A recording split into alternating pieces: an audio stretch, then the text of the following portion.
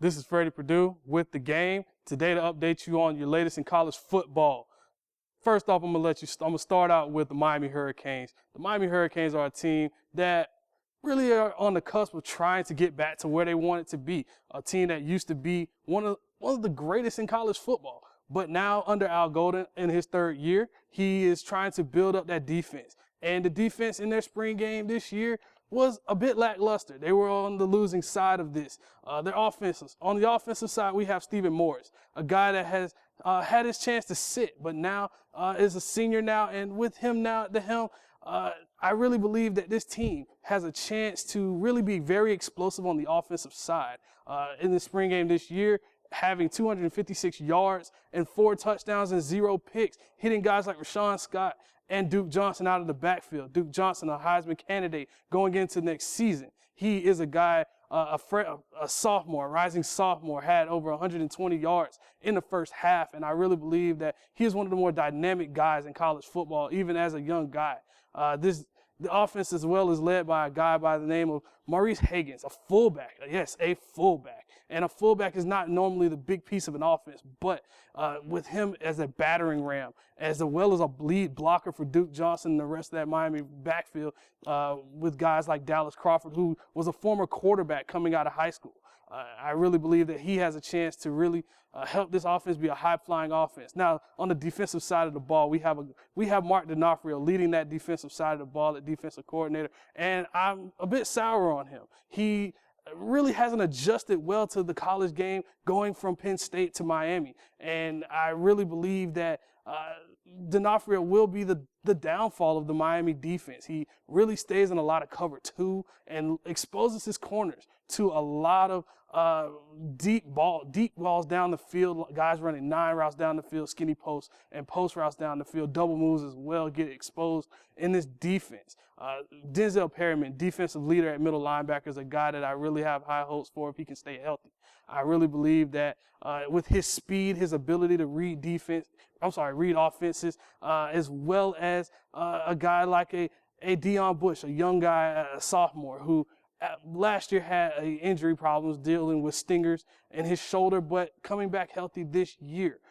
Tracy Howard, a guy that really didn't show much last year, but decided to really dedicate himself in the offseason, decided to come in when everyone else did not, and work on his craft. And he will be the boundary corner for this Miami team. Special teams wise, losing Dalton Botts, a guy that I really like at the punter position. And punter is not usually the sexy position, but the punter can change the field so much, and losing a guy like a Dalton Botts is going to be big. But the Miami Hurricanes special teams will and always has been a very good unit. Moving on from Miami down in South Florida on up to Tallahassee, you have the Florida State Seminoles with some surprising news. Quarterback Clint Trickett, son of offensive line coach, I really don't understand the move to transfer. But when you see a guy like a Jameis Winston who comes in and really lights it up, 12 of 15 for over 150 yards through the air in his first spring game, first real action, you have a guy in Clint Trickett who has decided to transfer. And according to a couple sources that I have told me, USF is a possible destination after B.J. Daniels, their quarterback, who seems like he's been there for who knows how long, for over 4 years. He's been there 5 years. And now you have a guy like a Clint Trickett who could come in and who knows a pro style of offense. He can come in and be a very immediate change at the quarterback position, especially with Bobby Evell and Floyd as well coming in at quarterback, not really doing much. And also another possible destination is West Virginia after losing a guy like Geno Smith, has a vacancy at quarterback. I really look at this team in Florida State after another 10 plus win season, that they have a very good chance of repeating as ACC champs again. Clemson is the only team that has a real legitimate shot at winning the Atlantic division of the ACC. The ACC is a very down conference right now. They're not really they're full of depth, but not a lot of great talent. You have Virginia Tech in the ACC, who has been running the ACC, completely running ruckshot over the ACC, and it was not intended for them to be, but they have. And you also have teams like North Carolina and Georgia Tech, incoming teams such as Syracuse and Pittsburgh coming in, but Florida State is the cream of the crop. You have Jimbo Fisher, who, while not a national champion type of coach, a coach that can get the most out of his players. And I love what he's done on defense, bringing in, having a guy like a Mark Stoops come in, also, although he has gone on now to Kentucky. But I really love what he's done as well, a fast but aggressive defense, and he's taught them to play fast. Play fast is the word now, and tempo is also a thing that they've learned as well on offense. I look at him as a quarterback coach. He brings in a guy like a Jameis Winston, who I really like. And Jameis Winston, he reminds me a bit of Russell Wilson, but a lot bigger. He's 6'3". He's over 200 pounds. He has a very good arm. He has very good accuracy. But the one thing I look for in a quarterback is smarts, and he has the smarts to do everything he has to do at quarterback. He stays after practice, stays when he doesn't have to, does all the necessary things.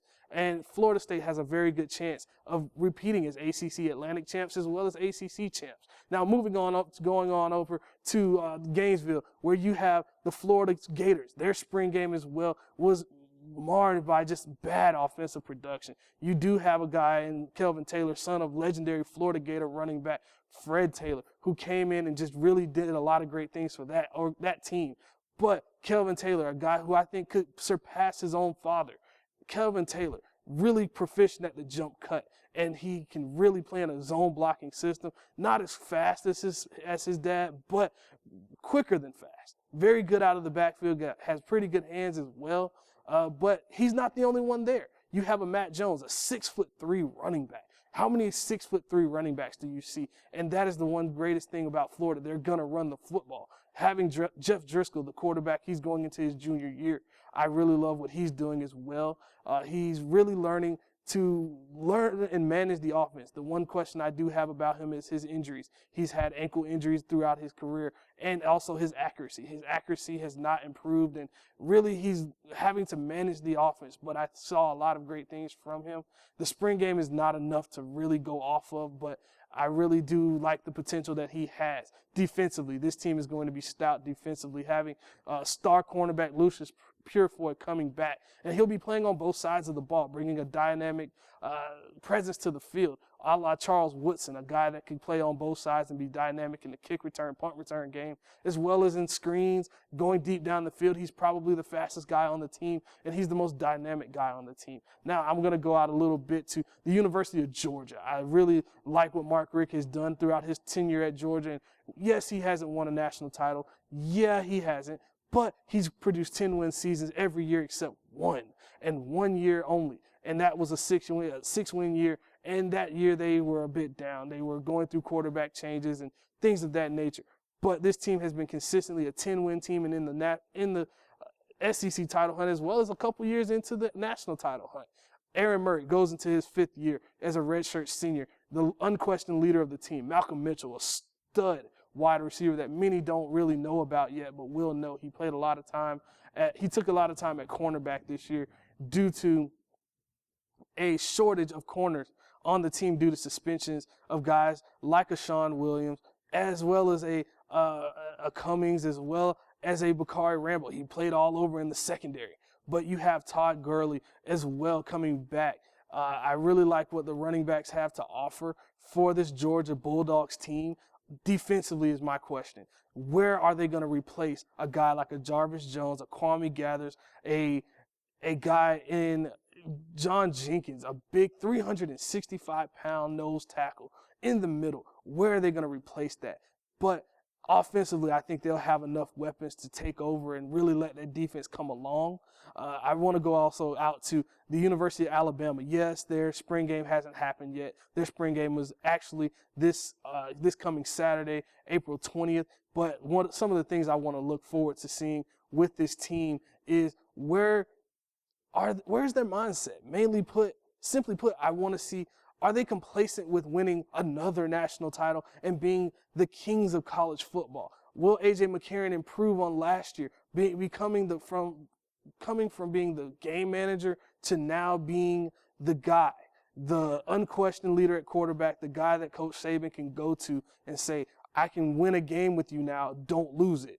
Now you have guys like Derrick Henry, incoming freshman, #1 athlete in the country, 6'4", 234 pounds. He is a very, very good athlete, and I actually had an opportunity to see him play in a game against Kelvin Taylor, the incoming freshman at Florida, this past high school season, and he was a very dynamic force. When you have a guy that is he's just a grown man. You can't stop what's coming at you. And he's quicker than fast. He's a little stiff in the hips, but he's not a running back. Yes, Alabama's going to put him at running back. They're going to let him have a chance, but his true position is tight end, linebacker. You can use him at different places on the field. I love what I saw from Derrick Henry coming into the season. Unfortunately, he will not be playing in the spring game. Simply put, he had an injury, an ankle injury as well as a lower leg injury that kept him out. I really like what I saw from him going into throughout practices, the little bit I did get a chance to see. Now I want to move on a little bit to a team that I really don't have a lot of love for, but you have to respect what's going on out there, and that is Texas A&M. And the return of Heisman Trophy winner and freshman quarterback Johnny Football, yes, Johnny Manziel. I'm not a big fan, but Johnny Football has really improved. And granted, his off-the-field things are his off-the-field things. I really don't like the Twitter stuff and all of that, but his ability to diagnose defenses, he's really maturing as a quarterback, and that was one of my questions was he going to be able to have the maturity and the work ethic to not become complacent, come back, work with the receivers, work with the backs, work with the linemen, come in throughout practices and give his all and not have the Heisman hangover. His sophomore year, he is a redshirt sophomore. Let's clear that up now. He was not a true freshman winning the Heisman. Many believe he was, but he was not. He was a wide receiver on the scout team his true freshman year. After a redshirt, we all know what happened last year.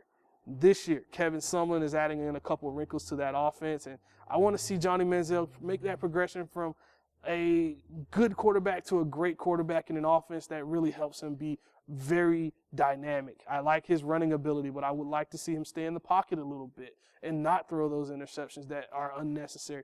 Make the check downs that he needs to make, and as well as use all of his weapons. He has lots of weapons. Now, I want to go over to Big Ten country. Yes, it's weird still saying that Nebraska's in the Big Ten, but they are in the Big Ten, and their spring game was very, very good. I don't really have any qualms with their spring game as well.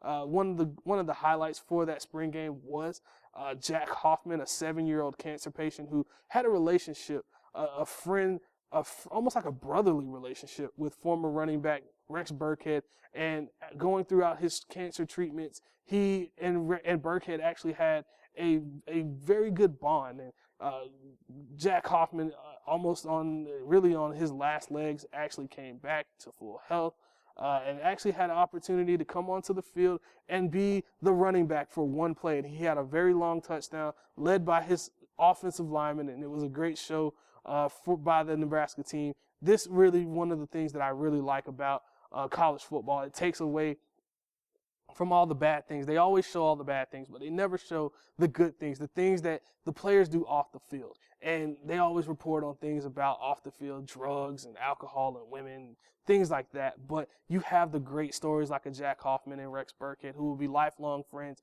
due to the experiences they have. Because if a kid can fight cancer and have no worries, why can't a football player come in and even when he's hurt, when he's down in the fourth quarter, why can't he have the inspiration to come back and give it his all? And last but not least, a team that I really got a chance to really have an appreciation for. I really have an appreciation for the Texas Longhorns. Their offense has been stagnant the last couple of years under David Ashton, the brother of Colt McCoy, Case McCoy, and others. But they have a new quarterback in Tyrone Swoopes, a freshman quarterback who is drawing comparisons to Vince Young. Vince Young was a guy that won a national title, had a lot of success at Texas, until going on to the NFL. And I really like what I saw from him. Not a lot of plays, just a few plays, but offensively, I think this team is going to be fine. I really think that with this team, they're going to have to run the football. And until they can figure out how to completely run the football, that is going to be the thing that really sets them apart. Wide receiver Mike Davis is going to be a guy that I really hope comes into his own. Jackson Shipley, brother of Jordan Shipley, really is their go-to guy. Again, Jordan Shipley was the go-to guy when Colt was there, and those guys were just winging it. But now this offense has changed, and they've gone under another offensive change. You have a guy like a Major Applewhite under the offensive coordinator position. And as a co-offensive coordinator, I think he's going to bring to the table a lot of things that really help this team. Brian Harsin gone on now to Arkansas State as their head coach now. I think a lot of the offensive things that they wanted to bring from the Boise State style of play, the trick plays, as well as the passing game. And the passing game was something that they were going to have to work on. But I think this Texas team has a lot of potential. Only time will tell for all of these teams. But the spring is a time for gives you a chance to evaluate some of your returning starters, as well as get a good look at some of the early enrollee freshmen, as well as some of the guys that you just were buried on the depth chart and really have been working hard. And that's one of the things I really look forward to. I look for that guy that pops as far as the spring game is concerned. And spring games are a glorified scrimmage. Let's get that understood. These games tell you very little, but they give a good indication of who can be the next star. I remember a couple of years ago when incoming NFL draft pick Barkevious Mingo was a bright-eyed freshman coming in at LSU. I saw the spring game and I said, this guy's going to be special. He was 6'4", he was long, athletic, and fast off the edge. And that's what you look for in a very good defensive end. I also saw Mike Ford, a running back for LSU who really popped. And granted, his career didn't pan out like he thought it would at LSU, but LSU is a team that doesn't really stick with one running back. They always have more than one running back, and that is one of the things that some of these recruits have to understand. One of the last things I do want to touch on is Jadeveon Clowney, a guy that going into his junior year is the unquestioned #1 overall pick going into the 2014 NFL draft. And granted, those things could change, but right now he is the best player in college football. He is known for the hit around the world in the Outback Bowl against Michigan, knocking out Fitzgerald Toussaint, the Michigan running back, knocking his helmet off 10 yards backwards. And he has a insurance policy on him for $5 million because he doesn't want to be injured in case of injury. He has a neck injury going into the spring game, but he chose to sit out, but his team gave him a helmetless touchdown. They let him run down the field, get his recognition. But I really believe Jadeveon Clowney needs to take this neck injury seriously, as well as he needs to play fast, he needs to play aware, and he needs to come and bring it every week, because teams are going to go at him every week. And if he's playing not to get hurt, he's going to get hurt, and he's going to hurt his draft stock. That is my spring football wrap-up. I am Fred Purdue, and I am here signing out for the game.